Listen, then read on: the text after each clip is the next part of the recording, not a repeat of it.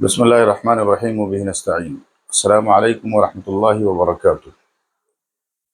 ناظرین گرامی، اس مختصر سے ویڈیو میں اس پر گفتگو کرنا چاہتا ہوں کہ حضور اکرم صلی اللہ علیہ وسلم نے جو انقلاب برپا کیا، اس انقلاب کی بنیاد کیا تھی؟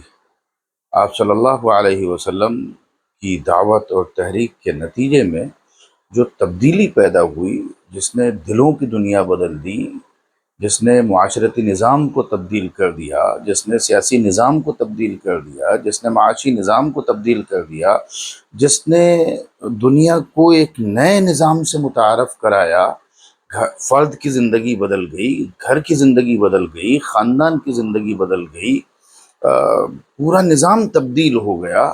پوری دنیا میں رسول اکرم صلی اللہ علیہ وسلم کے نظام عدل کو قبول کیا جانے لگا۔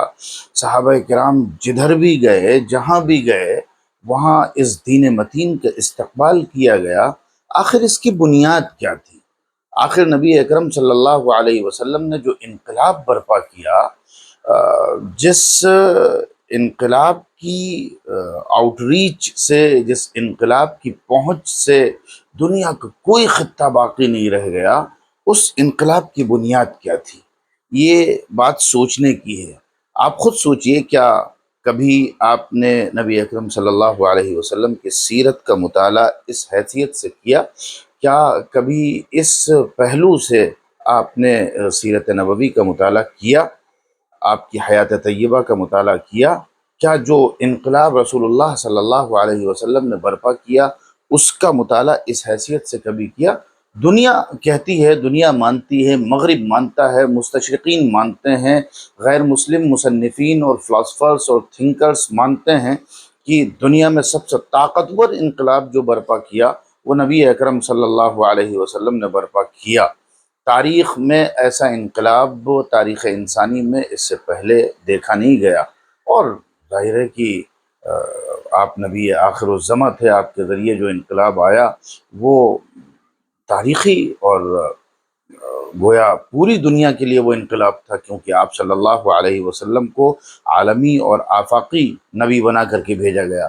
آپ کو جو کتاب دی گئی وہ عالمی اور آفاقی کتاب ہے۔ آپ کی دعوت بھی عالمی اور آفاقی کتاب تھی۔ تو دراصل اس انقلاب کی ترتیب کیا تھی؟ نبوی انقلاب کا منہج کیا تھا؟ اس کی ترتیب کیا تھی؟ مختصراً میں عرض کر رہا ہوں، میں اشارے کر رہا ہوں۔ آپ اس حیثیت سے اس موضوع کو اگر پڑھیں گے اور سیرت طیبہ کو پڑھیں گے تو فائدہ ہوگا۔ نبی اکرم صلی اللہ علیہ وسلم کو نبوت دی گئی۔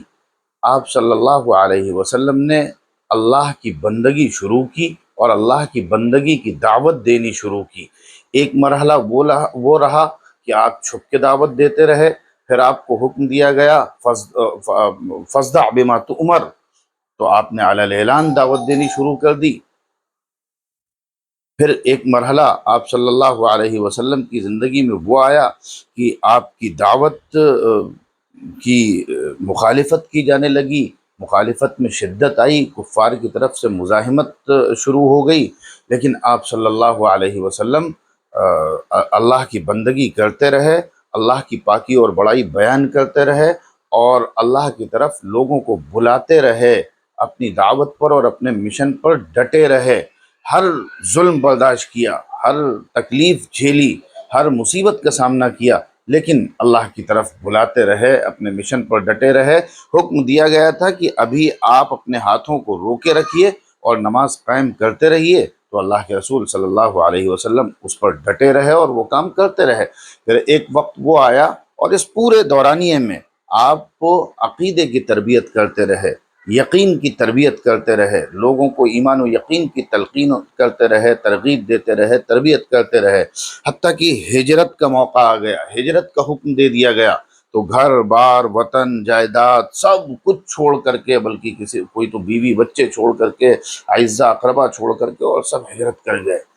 تو یہ ہجرت کا ایک پڑاؤ آیا حضور پاک علیہ الصلاۃ والسلام کی تحریک میں، آپ کی دعوت میں، آپ کے انقلاب کی ترتیب میں۔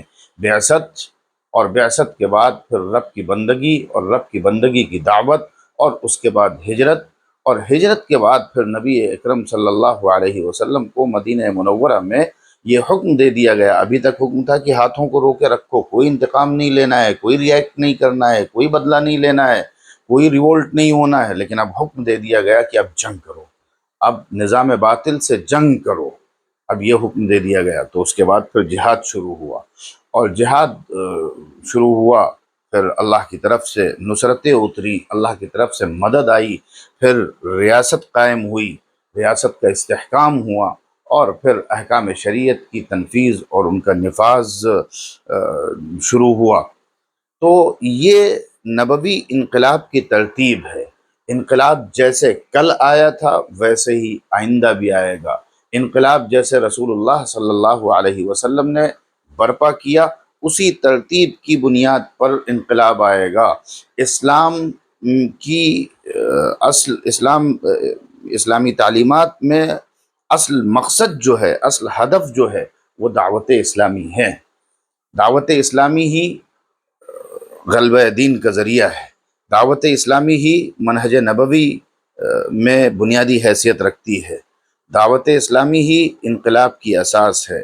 دعوت اسلامی کی بنیاد پر ہی ریاست قائم ہوئی ہے۔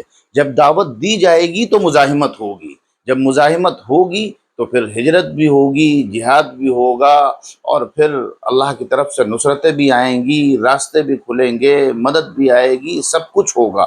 لیکن ہمارے یہاں ترتیب گویا الٹ دی گئی ہے۔ دعوت پر بات نہیں ہوتی، بلکہ مجھے تو کبھی کبھی اس بات پر ڈر لگتا ہے کہ جس طرح سے ہمارے پاس امانت موجود ہے، قرآن پاک موجود ہے، نبی پاک صلی اللہ علیہ وسلم کا پیغام موجود ہے، سیرت نبوی موجود ہے، لیکن ہم اس سے دوسروں کو متعارف نہیں کراتے ہیں، دوسروں تک وہ چیز نہیں پہنچاتے ہیں۔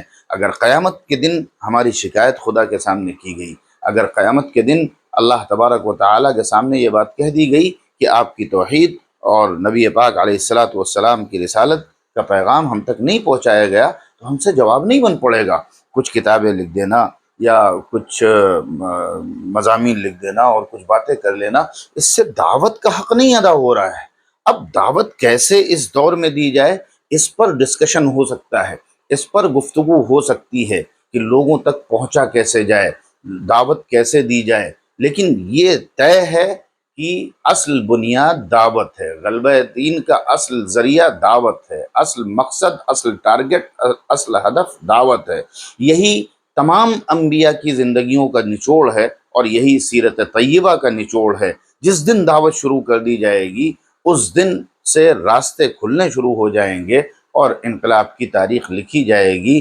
بدقسمتی سے عرصے سے دعوت کا یہ عمل جو اللہ کے منکروں اور نبی پاک صلی اللہ علیہ وسلم کے معاندین کے درمیان ہونا چاہیے، دعوت کا یہ عمل نہیں ہو رہا ہے، جبکہ یہی سیرت طیبہ میں اصل محور ہے۔